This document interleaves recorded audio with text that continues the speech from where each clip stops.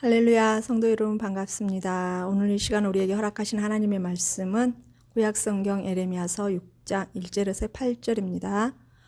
예레미야서 6장 1절에서 8절입니다. 함께 합독하시겠습니다. 베냐민 자손들아, 예루살렘 가운데로부터 피난하라. 드고아에서 나팔을 불고 베닷게름에서 깃발을 들라. 재앙과 큰 파멸이 북방에서 엿보아옴이니라. 아름답고 우아한 시온의 딸을 내가 멸절하리니 목자들이 그 양떼를 몰고 와서 주위에 자기 장막을 치고 각기 그 처소에서 먹이리로다. 너희는 그를 칠 준비를 하라. 일어나라. 우리가 정오에 올라가자. 아하, 아깝다. 날이 기울어 저녁 그늘이 길었구나. 일어나라. 우리가 밤에 올라가서 그 요새들을 헐자 하도다.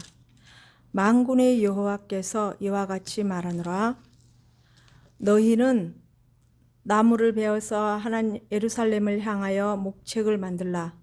이는 벌받을 성이라. 그 중에는 오직 포악한 것뿐이니라. 샘이 그물을 솟구쳐 냄같이 그가 그 악을 드러내니 폭력과 탈취가 거기에서 들리며 질병과 살상이 내 앞에서 계속하느니라. 예루살렘아, 너는 훈계를 받으라. 그리하지 아니하면 내 마음이 너를 싫어하고 너를 황폐하게 하여 주민이 없는 땅으로 만들리라. 아멘. 전주의 말씀을 잠깐 살펴보겠습니다. 하나님을 두려워하지 않는 이 유다 백성들을 향해서 하나님께서는 그들의 마음의 중심에 이미 반역하고 배역하는 그 마음이 자리 잡고 있다고 말씀하십니다. 그러므로 말미암아서 하나님의 그 은혜의 손길이 끊겨버렸고, 또한 하나님의 지도자로서 하나님의 뜻을 쫓고 하나님의 일을 하고 나가야 될 그 지도자들이 오히려 하나님을 배반하고 하나님을 아프게 하고 맡겨놓은 백성들을 향하여서 오히려 연약하고 힘든 사람들을 향해 그들을 더 힘들게 하면서 부를 축적했고, 또한 이러한 모습을 보는 그런 백성들은 오히려 그것들을 좋게 여기고, 그러함으로 말미암아 이들의 자만과 욕심으로 인하여서 그에 대한 경고의 말씀이었죠.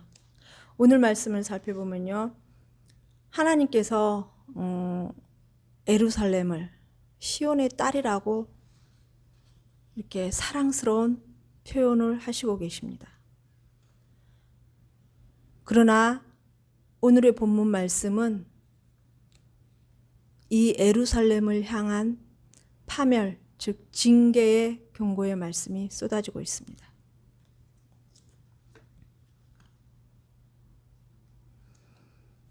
그 징계의 대상으로 북방에서 오는 나라인데요, 그들이 예루살렘을 포위해야 하고, 그러나 그러한 긴박한 상황 속에서도 하나님의 마음이 간절한 애절한 마음이 엿보입니다. 이들을 사랑하는 만큼 이들에게 사랑의 매를 드셨지만 이들이 돌이키고 회개하고 돌아오면 다시 받아주실 용의가 있으심을 나타내고 있는 말씀입니다. 오늘 첫 번째 말씀을 보면요, 임박한 진노라는 1절에 베냐민 자손들아, 예루살렘 가운데로 피난하라. 이 베냐민 자손들은 예레미야 선지자도 역시 베냐민 지파였는데요, 이들이 주로 예루살렘 성에 많이 거주하고 있었던 것으로 보입니다. 예레미야는 적이 침략의 임박함에 따라 경고의 나팔을 울릴 것을 재촉하고 있습니다. 그러면서 또 백성들에게 무장하고 침략자들을 맞아서 또 앉아 싸우라고 전하고 있습니다.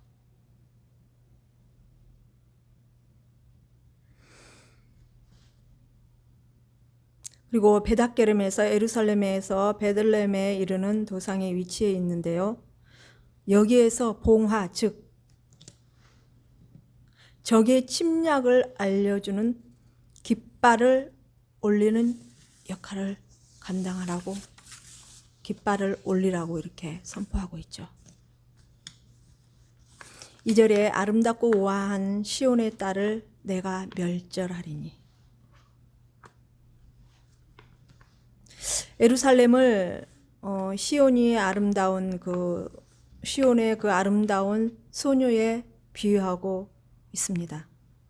하나님께서는 딸 시온을 이처럼 아름답고 고귀한 존재로 여기시면서 이 딸들이 하나님을 배역했지만 반역했지만 이들이 회개하고 돌아오기를 간절히 바라시는 마음이었습니다.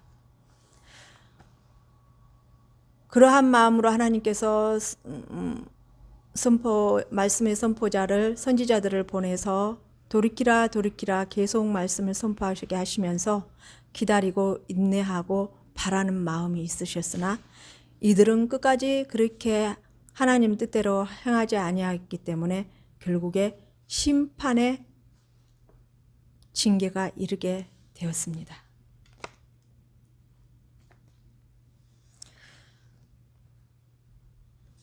즉 이제 3절의 말씀에 보면 목자들이 그 양떼를 몰고 와서 주위에 자기 장막을 치고 각기 그 처소에서 먹이리로다. 여기에서 이 목자들을 이게 보편적으로 목자들은 그냥 쉽게 생각해서 양떼를 이끄는, 양떼를 보살피는, 기독교적으로 보면은 하나님께서 맡겨주신 그 양떼를 말씀으로 먹이고 양육하고 하나님 뜻과 방법으로 키우는, 선한 길로 인도하여서 하나님의 열매로, 바라시는 열매로 이렇게 세우는 그러한 목자들을 의미하고 있죠. 그러나 여기에서는, 이 말씀 속에서는 이 목자들을, 즉 적군들을 의미하고 있습니다. 이들이 진군에 와서 예루살렘 주위에, 즉 자신들의 군인들을 데려와서 이들을 예루살렘 주위에 진을 치고 이곳을 지배하며 자기들의 군사들을 먹일 것이 될 것이라는 것입니다. 그들은 또한 각자 지역을 분할하여서 장막을 치게 될 것이고, 이것은 그들이 장막까지 치게 되면은 오래 거할 것을 의미하는 것이잖아요. 장시간에 걸쳐서 예루살렘을 포위하게 될 것이라는 그 공격하게 될 것임을 의미하고 있습니다. 4절에 너희는 그를 준비하라. 즉 무엇을 준비해? 예루살렘을 칠 것을 준비하라고 이 목자들이 그 적군들에게 얘기하고 있습니다. 우리가 정오에 올라가자. 아하, 아깝다. 날이 기울어져 저녁 그늘이 길었구나. 칠 것을 준비하라는 이에 해당하는 히브리어 카다시는요, 봉헌하다, 성결케 하다라는 뜻이 내포한 바 전쟁을 시작하기에 앞서 어떤 종교 의식을 치르는 것을 또한 가르치는데요. 또한 우리가 정오에 올라가자. 아하, 날이 기울어져서 저녁 그늘이 기울었구나. 고대 군동에서는 전쟁이 주로 아침에 시작되었다고 합니다. 왜냐하면 정오에는 햇볕이 내리쬐고 뜨거웠기 때문에 군사들이 활동하기에 힘들었던 것이죠. 그런데 이같이 전쟁을 이제 계시하는 가운데 있어서도 이들은 정오에 일어나자라고 얘기하고 있죠. 이 적군들이 이 뜨거운 정오에라도 일어나서 지금 이 예루살렘을 치자고 이렇게 나서고 있습니다. 이들의 사기는 대단히 충전했던 것으로 보입니다. 그리고 이들은 밤낮을 가리지 않고 날이 어두워졌는데도 밤에도 가서 치자고 이렇게 기록되어 있습니다. 이들이 예루살렘을 공격하는 데 있어서 고삐를 늦추지 않는 것을 볼 수가 있습니다.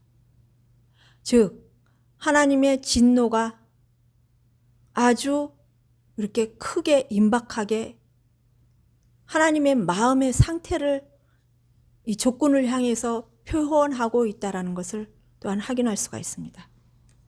하나님이 그만큼 유다 백성들을 향해서 수많은 선지자들을 보내서 내게로 돌아오라 돌아오라 돌이켜라 라고 선포하게 했으나 이들 유다 백성들은 그렇게 하지 않았던 것이죠. 결국 하나님의 진노의 잔이 차고 넘쳐서 이 적군들이 진군하고 이렇게 뛰어와서 예루살렘을 치는 이 긴박한 상황처럼 우리 하나님의 마음이 그렇게 진노했음을 우리는 또한 살펴볼 수 있어야 할 것입니다. 그리고 5절에서 보면요. 일어나라 우리가 밤에 올라가서 그 요새를 헐자. 그 요새는 무엇입니까? 예루살렘이 중요하게 위치하고 있는 그 요새, 그 관할 지역이라고 할 수가 있겠죠.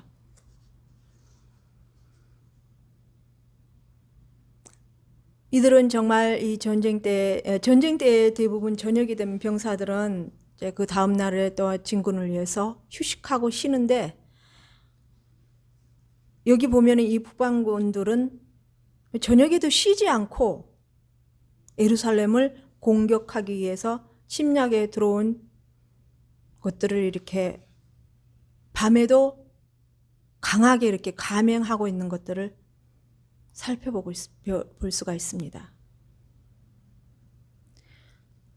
이 정도로 정말로 하나님의 마음이 이 적군들이 남유다에 와서 활동하는 그것들이 곧 하나님께서 이들을 매로 사용하시기 때문에 하나님의 마음이 또 이 안에서 얼마만큼 하나님의 분노가 차올랐는지 살펴볼 수 있는 우리가 그러한 민감함이 있어야 될 것입니다.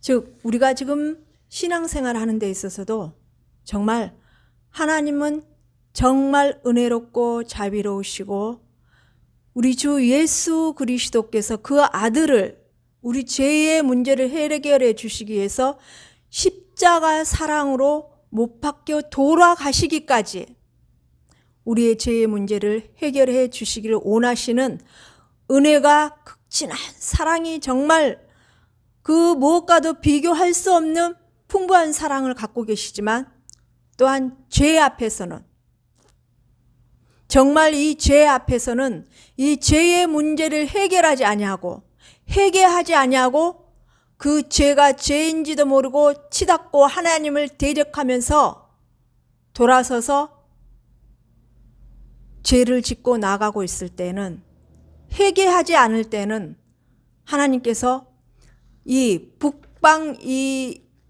군인들을 예루살렘을 향해서 이렇게 밤낮을 가리지 않고 진군하듯이 하나님의 마음에 그 죄를 그만큼 싫어하신다라는 것을, 하나님을 대적하고 우상을 숭배한다는 그 자체를 하나님께서는 얼마나 싫어하신다라는 것을 우리는 이 말씀 속에서 깨닫고 보아야 할 것입니다. 이 죄의 문제 때문에 우리 주 예수 그리스도께서 그 십자가의 고난을 당하시고 생명까지 주셨는데, 우리는 현재 우리가 신앙생활을 하면서 하나님 앞에 믿음으로 나아간다 하면서 죄의 문제를 해결하지 아니하고 하나님의 마음을 알지 못하고 하나님의 뜻을 분별하지 못하고 죄는 죄대로 지으면서 죄에 휩쓸려 살아가면서 주일만이 하나님 앞에 와서 예배를 드린다고 그 가식적인 모습이 혹시 내 안에 있지는 않는지 저와 우리 성도님들은 정말 민감하게 두려운 마음으로 살펴볼 수 있어야 될 것입니다. 두 번째로 그들의 죄는 마치 샘물이 계속 솟구치듯 한다고 이렇게 기록해 두셨습니다.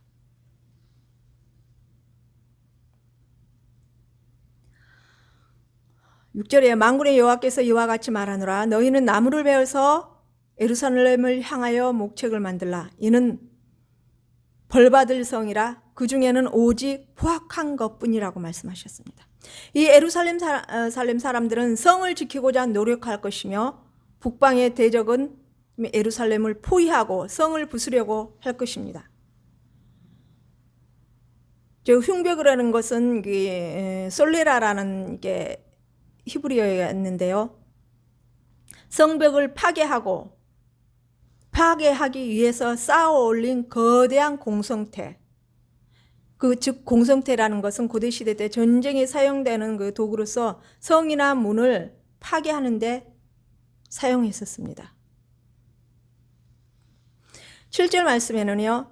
셈이 그물을 솟구쳐냄 같이 그가 그 악을 드러내니 폭력과 탈취가 거기서 들리며 질병과 살상이 내 앞에서 계속된다라고 이렇게 기록해 두셨습니다. 셈이 솟구친 것과 같이 죄가 계속 너무나 만연해서 정말 막 물이 콸콸콸콸 솟구치듯이 죄가 그 속에서 죄가 죄를 발동하여서 계속 죄로 치닫게 하는 것을, 오죽하면 죄가 얼마나 관영했으면 이렇게 솟구치는 샘물에 은유해서 이렇게 예레미야 선지자를 통해서 선포하게 하셨을까요? 그 사회의 악들이 너무나 만연하고 심각한 또한 도덕적 부패로 말미암아서 이러한 모든 일을 야기시키고 있다고 봐야 될 것입니다.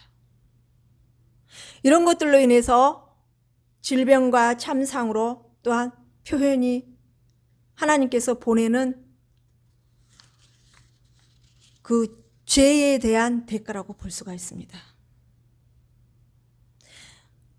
이러한 질병과 창상으로 나타나는 것은 즉 하나님을 외면하고 하나님을 대적하며 우상을 섬기고 하나님의 뜻이 아닌 자신들의 뜻과 우상들에게 의지하여서 나가는 그 죄들 때문에 일어나는 그 결과라고 볼 수가 있어야 될 것입니다. 이러한 상황 속에서 이렇게 죄로 만연하고 이러한 질병과 살상으로 일어나는 이 모든 괴로움 속에서도 하나님께서는 너희들 돌아와라. 8절에 보면요. 예루살렘아 너는 훈계를 받으라. 그리하지 아니하면 내 마음이 너를 싫어하고 너를 황폐하게 하여 주민이 없는 땅으로 만들리라. 근데 이게 킹제임스 성경에서는요. 주민이 없는 땅으로 만들리라라고 우리가 보는 성경에 이렇게 기록되어 있는데요. 이 부분을 사람이 살지 못하는 땅이 되지 않게 하라고. 즉 이 죄의 문제를 하나님 앞에 철저하게 회개하고 하나님께 철저하게 돌이키고 그 모든 것들을 완전히 턴하고 새로운 새 삶으로 새롭게 발돋움하여서 하나님의 사람들로 하나님의 백성들로 다시 돌이키고 이러한 일들이 사람들이 없어져 버리는 아예 황폐한 땅으로 되는 이러한 일들이 없게 하라고 이렇게 또한 훈계를 받고 너희들 돌이키라고 경고하고 계시는 말씀을 살펴볼 수가 있습니다. 하나님께서 자비를 베푸실 만한 자리가 되어라. 땅이 되어라. 내가 곧 너희를 향하여서 은혜와 자비를 준비해 놓은 그 축복을 받을 만한 땅이 되거라 라는 하나님의 그 애달픈 마음의 심정을 우리가 볼 수 있고 읽을 수 있어야 될 것입니다. 그러므로 말미암아 지금 현재 우리가 살아가는 이 세상 속에서도 이 질병으로 왜 이러한 팬데믹으로 말미암아 우리의 삶이 힘들어질까요? 또한 예배의 자리에 제약을 받고 있을까요? 각자 저와 우리 성도님들 한번 우리의 신앙의 모습이 정말 내 마음의 중심에 무엇이 자리 잡고 있는지 한번 돌아보고 또한 하나님께서 이렇게까지 흔드는 이유가 어디에 있는지 다시 한번 살펴볼 수 있는 영적인 민감함이 우리에게 있기를 소망해 봅니다. 결론적으로 하나님께서는 죄 앞에서는 결코 그냥 지나가지 않으심을 볼 수 있습니다. 그러나 이러한 긴박한 상황 속에서도 자녀들에게 기회를 주시며 죄에서 돌이키기를 바라시는 간절한 하나님의 마음을 우리가 정말 같이 느끼고 알았으면 하는 소망입니다. 우리에게 하나님께서는 자유의지를 허락하신 분이십니다. 이 자유의지를 우리에게 허락하셨지만 그러나 하나님의 그 깊은 마음 속에서는 너희에게 허락한 이 자유의지로 나를 향하여서 사용하거라. 나를 섬기고 나를 의지하고 온전히 참신인 나를 바라보고 나갈 때에 너희들을 너무나 사랑해서 너희에게 자유의지를 허락했지만 그러나 이 자유의지로 말미암아 너희들이 죄의 길로 치닫지 말고 너희들의 욕심의 길로 가지 말고 나의 길을 선택해서 나를 쫓아올 때에 너희들에게 준비된 축복과 너희들에게 베풀어질 그 은혜로 살아갈 수 있도록 내가 준비해 줄 것이라는 하나님의 마음과 뜻을 우리가 알 수 있었으면 참 좋겠습니다. 정말로 성령께서 함께 하셔서 그 모든 것들을 깨달을 수 있도록 우리를 지휘해 가시기를 성령님의 뜻을 쫓아 나갈 수 있도록 우리가 하나님의 그 성령님의 다스림을 받기를 간절히 소망합니다. 기도 올려드리겠습니다. 살아계신 하나님 아버지 감사합니다. 오늘 본문 말씀을 통하여서 하나님께서 정말 너무나 아파하시면서 어쩔 수 없이 징계의 매를 드셨지만 그러나 그 순간에라도 하나님께서는 이들이 진격해오는 적군들 하나님의 사랑의 매를 보고 깨닫고 느끼고 정말 돌이키고 하나님 앞에 회개하기를 바라시는 아버지의 마음, 죄의 길에서 떠나기를 바라는 아버지의 간절한 마음을 우리는 볼 수 있어야 될 것입니다. 정말로 십자가의 그 고통의 겪음으로 말미암아 우리 주 예수 그리스도께서 그 십자가 고통으로 말미암아 우리의 죄의 문제를 해결해 주셨는데 우리가 복음을 받아들이고 우리 주 예수 그리스도를 믿음으로 말미암아 그 믿음 안에서 정말 세상의 죄된 세상길에서 예수님께로 돌이켰을 때에 우리의 죄의 문제를 해결해 주셨습니다. 그러나 또 우리가 복음을 받아들이고 그 복음 안에서 정말 우리는 성화된 삶을 살아가면서 하나님께서 원하시는 그 극상품의 포도송이가 되어서 하나님 앞에 영광 돌리는 귀한 삶으로 나가는 지혜로운 저희 성도교회 모든 성도님들과 제 자신이 되기를 간절히 소망합니다. 한 주 동안 또한 하나님 아버지 우리가 정말 하나님의 뜻을 알게 하시고 깨닫게 하시고 아버지의 뜻 안에서 하나님의 은혜의 손길을 느끼고 정말로 이렇게 험악한 질병 속에 이 팬데믹 속에 살아가지만 그 안에서도 하나님의 은혜를 누릴 수 있는 지혜로운 성도님과 제가 되기를 간절히 소망하면서 우리 주 예수 그리스도 이름 받들며 감사하며 기도 올립니다.